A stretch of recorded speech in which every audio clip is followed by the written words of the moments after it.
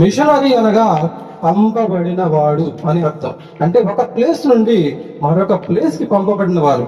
దేవుని చిత్తాన్ని తెలియజేయడానికి, దేవుని యొక్క భారాన్ని అక్కడ తెలియజేయడానికి, దేవుని యొక్క శిలువ మరణ పునరుద్ధారాలను తెలియజేయడానికి భారము కలిగి పంపించబడిన వారు ఆ యొక్క మిషనరీ. అలాగే మనము కూడా దేవుని దగ్గర నుండి తల్లి గర్భంలోని పంపించబడ్డాం. తల్లి గర్భంలో నుండి భూమి మీదకి పంపించబడ్డాం. అంటే మనం పుట్టిన ప్రతి ఒక్కరం ఇక్కడ మిషనరీలమై ఉన్నాం. మన బాధ్యత పరలోకంలో మనకి ఏముందో మనకు తెలియట్లేదు, కానీ మనం సత్యదేవుడిని గ్రహించి, అంటే వెదకి కనుగొని ఆయన్ని తెలుసుకొని బాప్తిస్మం పొంది ఆ యొక్క శిలువ మరణ పునరుద్ధారాన్ని ప్రపంచమంతా చాటించాలి, ఎంతో మందిని ఆ యొక్క దేవునికి దగ్గరికి చేర్చాలి అని మనందరికీ దేవుడు ఎంతో సూటిగా ఈరోజు చెప్తున్నాడు. కాబట్టి మిషనరీలు మనం ప్రతి ఒక్కరు మిషనరీలమే. ఎప్పుడైతే నేను